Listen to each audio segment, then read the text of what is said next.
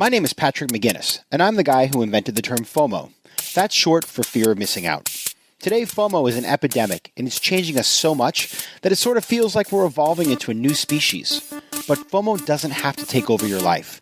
You can find the power to choose what you actually want and the courage to miss out on the rest. I'll show you how right here on FOMO Sapiens. FOMO. Welcome to FOMO Sapiens, powered by AEW 360. This is the show about how to find the power to choose what you actually want out of business and life and the courage to miss out on the rest. I'm your host, Patrick McGinnis. I am credited as the guy who invented the term FOMO, and I'm coming at you live from New York City, the city that has more FOMO than just about anything else. And today we're going to be talking about social media and FOMO, and I want to take you back about a year to what I consider to be the most epic moment of global FOMO that I can think of in terms of something that just completely went crazy, and that is Fyre Fest. And if you forgot what Fyre Fest is, it was this event that took place in the Bahamas where a bunch of social media influencers started promoting this music fest, and they basically got many people to spend lots of money to fly to this island in hopes of seeing all kinds of supermodels and performers. And there were bands booked and Ja Rule was involved. And then it turned out, once people actually got there, that they weren't ready. The entire festival was a bust. And people started posting pictures on their social media of the fact that instead of having a gourmet dinner, they were eating cheese sandwiches. And they had to be evacuated, and they were miserable, and they cried and moaned. And it looked pretty bad because we live in a time when people actually are suffering. And when people are worried about their cheese sandwich and the fact that they aren't able to see their favorite band perform, a lot of people don't feel too bad for them. And so there was this global backlash. Everybody got involved. It was written about. And the guy who organized the whole thing is actually now being sued for lots of money. And the whole thing turned out to be a disaster that was fueled by social media and influencers. So we're going to talk about how social media is used to manipulate you, to make you do things, and how people can use social media for good and actually to promote themselves. And we have the perfect guy to talk about that. And this is Ryan Williams. Ryan Williams is a thought leader, and I know we use that term a lot these days, but he is a real thought leader in the world of social media influencing. He has a podcast called Tales from the Influencer Economy, where he has interviewed more than 100 different people like Seth Godin, about what it means to live in the influencer economy in which we live today. He has worked at startups that were acquired by companies like Disney and Warner Brothers. He has spoken at companies like Google, and he basically is the kind of guy that I like to rap about these things with, so that's why I wanted to have him on the show. Most importantly, he is from Des Moines, Iowa.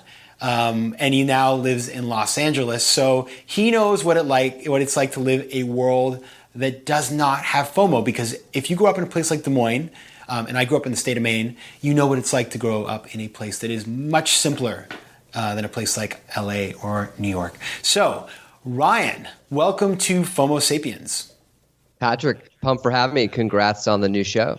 Thank you very much. Well, before we get going, I always like to ask my guests, the ones that I know, how do we actually know each other? We know each other through my podcast, where you were a guest. And I believe we reached out to one another. I can't remember if you found me or I found you. But we met through, I think, a cold email.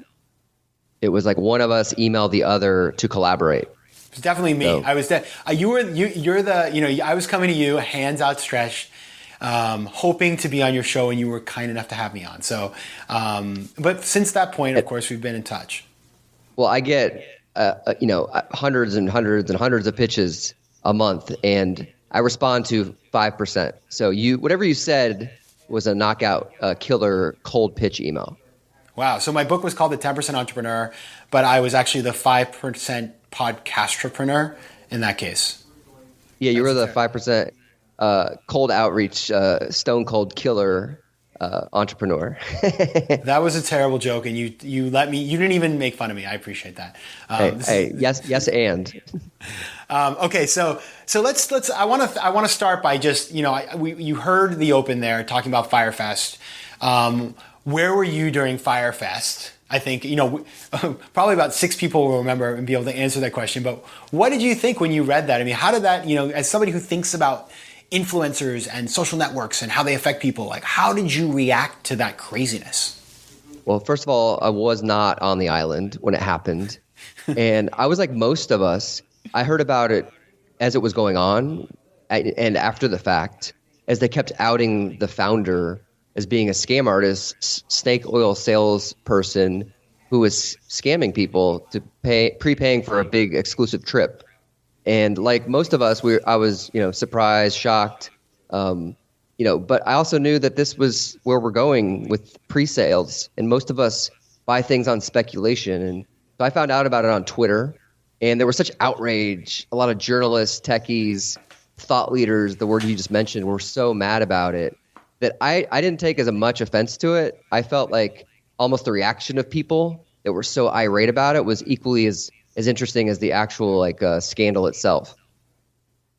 Yeah, so the backlash. I mean, it is true. We live in a time where whatever you do, so for example, I was on Fox News on the weekend, which was something I'd never done before. It was a new experience, and I was copied on this tweet that promoted the show, and they said, up this morning is Sean Spicer and Seb, I can't remember the guy's name, but one of the other advisors who everybody hated, and who was controversial, I should say, and myself. And I am not a political person, at least overtly, and I was talking about something that had nothing to do with politics, and I got trolled. My entire Saturday was people telling me that I was worthless, no good, and terrible. And I think that you're right. Like, it's when you have these backlashes, there's a lot of anonymous anger and hate, and it's definitely in Firefest, people really came out of the woodwork freaking out and attacking back. Well, I actually, we're Facebook friends, and so I'll bring you posted on Facebook about being on Fox, and your feed was really funny because some people said, I watched it with my 5-year-old on my couch. Great job, Patrick. And other people were abhorrently offended by it. And I think a lot of times outrage on the internet is something that has happened so fast. It's like a bonfire that starts with a match. And so this festival, really epitomizes outrage when really we should be more upset with ourselves because we want to be tricked into these kind of things. Like, everyone who signed up for that program was a willing participant and knew it was a risk. So how shocked could you be that you got completely bamboozled? It's not like anyone's lives were lost. There's some time, some money, and I have very little sympathy for the people that actually purchased the tickets to go on this program. Yeah, and it reminds me, if I think back to, I wasn't around in this time, but there was in the 1950s and 1940s and a long time ago, Hollywood actors would smoke cigarettes, and they would do these commercials where they would be like, wow, your cigarette looks so glamorous. Like, does it taste great? And people, thought that was really glamorous, and they would want to buy cigarettes. And it was this whole weird influencer-driven way of promoting something that was fundamentally bad for you. And what has happened today is that has just translated into the web. If you look at the major influencers online, they all have millions of followers. They're following like 3 people, and they're using their channel as a way to basically monetize their celebrity by getting people to buy things they don't need or want, right? Well, social media itself is created to be an addiction. It's created to be a habit. I mean, I hate to admit it, but I check my Twitter feed when I wake up in bed sometimes. I usually check my email. I uninstalled the Facebook app on my phone because I was sick of using Facebook at 2 a.m. to lurk on people. And ultimately, there's this great, in early 2000s, a study about Wikipedia and how communities are created and managed online. And so 1% of people that use Wikipedia write the entries, 10% of the people curate and edit the entries, and then everyone else is a lurker. So 89% of us are lurkers, ourselves included, and ultimately we're the ones that fall victim to feeling like we're missing out. So the whole thesis of this show is that there's FOMO, but ultimately these influencers, the 1%ers, really drive us to feel left out. And to your point, they don't follow a lot of people because it's hard to keep up with more than 200 people, right? If your Facebook friend group is 5,000 in your network, like, there's no way you can have strong or even weak ties. Majority of those people you'll have no ties with, but you met them at a networking conference or you went to a dinner and they were there, and then suddenly you're watching them at their wedding and you're wondering, how did I end up this way? So influencers, it's a great indicator that they can't follow all these people, yet the perception of their influence is so high that they expect us to follow them. Totally. And you know what always blows my mind is when you see these people who you've never even heard of that have 250,000 followers. And I often wonder, I mean, I don't know if you looked at this, but just how many of these people are just buying fake users.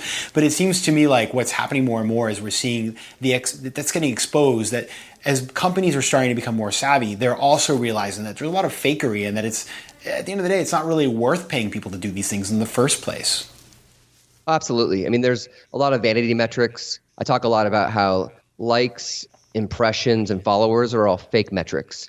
And they're driven up by people in the advertising industry to help make money and sell and drive purchase decisions.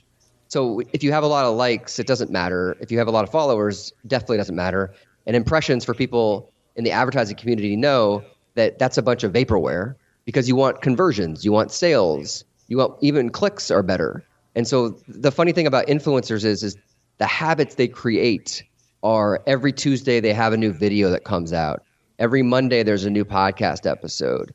Or every month they do a collaboration with some other famous YouTube creator. So we're driven by that. These people become addictive forces in our life. And then subconsciously we are going to follow them as purchase decision makers for us. Because you know what? People are lazy. We are lazy. We don't even want to read books. We want the books to be simple. We want to be told what to buy and told what to do. And I know that sounds cynical, but as an author, you know this, that you can't write really complex books that make people think, because we are so distracted with time that we are battling for people's attention from Twitter, from Netflix, from talking to the guy at the cubicle next to us. So ultimately, we are having to dumb down a lot of what we do. And so, you know, as lazy people, we have to rely on these fake influential people that have 250,000 followers, many of which are bot or fake, or people that logged onto Twitter once and are no longer on the platform. And that's just, it makes it easier for us. You know, at the end of the day, there's an ease of use to follow an influencer, especially if I'm going to get that diet of their content every Monday, once a week. And I know it's in my inbox and it helps me escape from my day.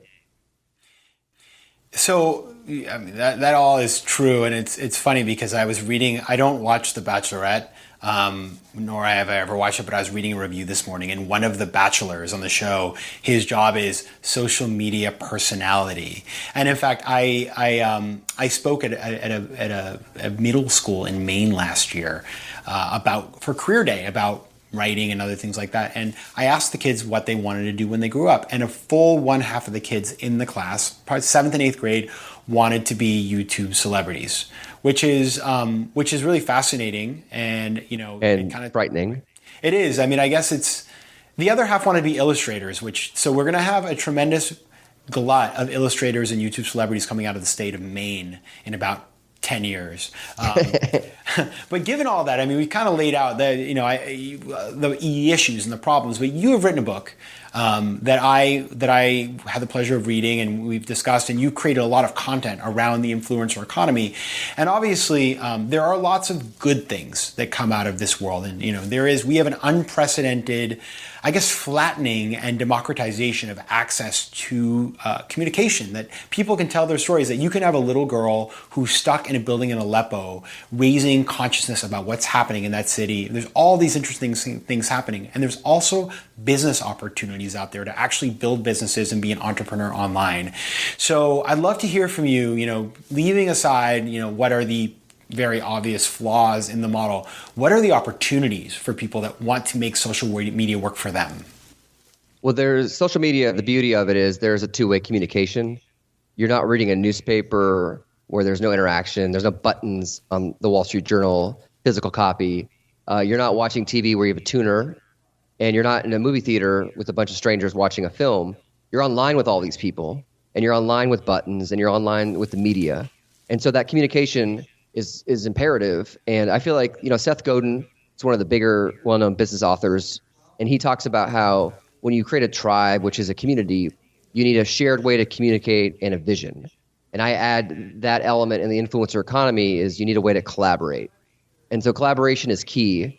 And one of my favorite people that I've profiled in my book was Hannah Hart. Have you heard of Hannah Hart? She has a YouTube channel called My Drunk Kitchen. Yes, of course. And she now has a TV show on the Food Network of the same name. She started making YouTube videos in her apartment where she was cooking surprisingly drunk for her friend on this early YouTube channel. I call that Tuesday morning, but anyway. Yeah, I call that every Sunday afternoon. But yeah, she just made a Tuesday night. She was drunk and made food and made a video that she shared online and went viral. And then she's said to herself, I want to double down on this. I want to go to LA. And she was living in New York at the time. And I'm going to make a career out of this. And so she was accidentally famous. And I think a lot of these people in the influencer economy were unintentionally rich. And rich by a network, rich by a community, and rich by money. And so their consequences were that they started doing things very early. They didn't necessarily manufacture a lot of the success. And I found that truly influential people, they gave, like Hannah, she gave her community ownership of her work. And by that, I mean, she treated her community like a partner, like an equal, and her customer base came from that. So she would answer every YouTube comment. And the best story about her is she went in the YouTube comments and she realized that people in her community wanted a tour. And not just any tour, where she'd go play at comedy shows or do some sort of act. She wanted to help her community because they wanted her to cook drunk in their kitchen. So she did the My Drunk Kitchen tour. She raised $250,000. And this is the absurdity of the internet. She could do this through Indiegogo. And then she went around the country and then to North America and then to Europe, getting drunk, cooking in people's kitchens. What that did was two things. One, it made people psychologically involved in the content, right? So they felt like motivated to be a part of the experience. Two, the propensity to collaborate with people and have them in your content makes it more likely for them to share your content. And so there's a byproduct of all of this. And so she was able to understand that really community ownership, which I call giving emotional ownership over your content, where they feel like not just, hey, I'm a fan of you, I like to buy your stuff. It's like, actually, I'm making this with you because there's a element of collaboration here. How is that, the word that became very trendy last year that everybody wanted to talk about in the world of business and marketing was the word authentic. It was kind of like the word authentic of Brussels sprouts. About 2 years ago, everybody started serving Brussels sprouts at restaurants in New York, and then it was gone, and now it's cauliflower, and next year it'll be something else. But authenticity avocado had its toast. Well, yeah, that's definitely, it's having its moment, right? Authenticity was the word about a year and a half ago, and you don't hear it anymore, but I get it. I mean, I get authenticity because, I think, if you grow up in a place like Iowa or Maine, people are pretty darn authentic. How does that idea of, sharing with your community play into authenticity, or is authenticity like something completely different? I have a podcast, we mentioned you were a guest on, and I've interviewed 100 of influential authors, leaders on the internet and YouTubers. And I asked many of them what the definition of authenticity is. And I've come to the conclusion that it's not a buzzword. It's actually real. And it simply means when your actions match your words. And so what you say, you back up with your physical actions. And there's a improv book called Finding Truth in Comedy. It's by Del Close and Sharna Halpern. And they talk about how when you find the truth in what you do, that's what makes a good comedy scene, from Saturday Night Live to The Groundlings to Second City. And I believe authenticity really is finding that truth in what you do and what you stand for that you can defend. And through my research, the majority of the YouTube creators, the podcasters, authors like yourself, you make bold proclamations and you stand up for them. And people respect the fact that even if you're wrong, what you're doing is defensible to you. And so I think a boldness comes from authenticity. And in the book, I profile Mark Maron, who has the podcast WTF that I'm sure many people here have listened to. And he's interviewed people from President Obama to Robin Williams to all these brilliant comedians, and getting them to open up about their depression, their insecurities, and their real shortcomings in life, because he's able to identify that truth in what he does. And he talks about his alcoholism. He talks about recovering as an addict. He talks about being depressed, being divorced. And I feel like a lot of us, we don't want to let our guard down. But on the internet, that type of vulnerability is a buzzword, but let's just use it for now. That kind of vulnerability really creates a way to be accessible to people. So then ultimately they're emotionally connected, which is really all that matters in the long run with an influencer, because you want people to connect with you emotionally at that level. That makes a lot of sense. How do you, I mean, I know you talk at a lot of companies and you have a real speaking career. How do you translate, these kinds of insights and all of the work you've done into a corporate setting? Yeah, when I talk to corporations, I often, reposition my work and, talk about leading with influence and how most of us, like, I think what I always suggest to clients is you need to, when you're running a marketing campaign or a business or launching a product, you need to be the mayor of a small town. You need to know everyone's name. You need to find their problems. You need to solve their needs. You need to look at their pain points. And then from there becomes something bigger than you. And then you're working together and hopefully making money off of it. And so when you're thinking about running for mayor, you have to treat everything like a campaign. And you have to build that base. You have to build what I call your collaborator base. And those are your 10 percenters. It goes back to that internet rule I mentioned with Wikipedia. Well, I've taken that paradigm and switched it. So the majority of us, we have 1 percenters, which are the influencers, which we've talked about here. And then there's a 10% base that I call your collaborators. And those are the people that ultimately they are your early adopters. They're the people that prove out your business concepts. They're the first hires at your team, people on LinkedIn that are part of your network. And then 89% of everyone else are lurkers. And lurkers, you can ignore them. You can ignore any lurker because lurkers are late adopters. They're people that come on board way after the fact. They don't know what influencer tipped off your idea. They don't know who your early adopters were. They don't care that you use crowdfunding to launch your first movie. They care that it's on Netflix or Amazon and it can download in their living room. And so I always recommend in corporate environments, ignore 89% of everyone out there. Focus on the 1% or influencers. But before that, go to those 10% core collaborators, which will help you build out your business. Wow. And do you have a company that you think does this particularly well that's really tuned into those people? I think that one company that hasn't done it well is Google. If you think about most of their acquisitions are around YouTube, which are pre-existing platforms, but many of us remember Google Plus. So sorry, Google, if you're a sponsor of the show, but Google Plus was terrible. Because they didn't follow. I think it still is terrible. It still exists, doesn't it? Just nobody. It's like it's an empty hall. They make us use it. Yeah, totally. Like going on spring break to and having no one there on the trip. To Firefest. Yeah, to Firefest for social media. They didn't listen to the community, and no one wanted that product. They didn't do a lot of research. They didn't put it in the market to get feedback to make it better. And I think Twitter did a really good job when it launched. Uber, when it first launched, what they did really well was Uber's a great example. They launched with the Black Car, which was a very exclusive, big ticket product, right, before they launched UberX. And they had it only in big cities. And at the time, people were sharing on Foursquare, on Twitter, Facebook, that they were using this really cool Black Car service. And then equally, they went to tech conferences like TechCrunch Disrupt. And I went to a conference called Les Web in Paris. And wow. Les Web, I'm just showing off right now that I go to conferences called Les Web. Very chic, man. That's all I got to say. Yeah, I know. I'm really hitting the audience right here, name dropping. But they gave us all free town cars. And so we got the Uber app for free. So what do you think we all did? We all went back to our cities in America where Uber was launching and made a huge case for all of our friends to try this new Black Car service. And then once we got that high-end adoption of rich people, or not myself included, but rich people that like town cars, then they went to UberX.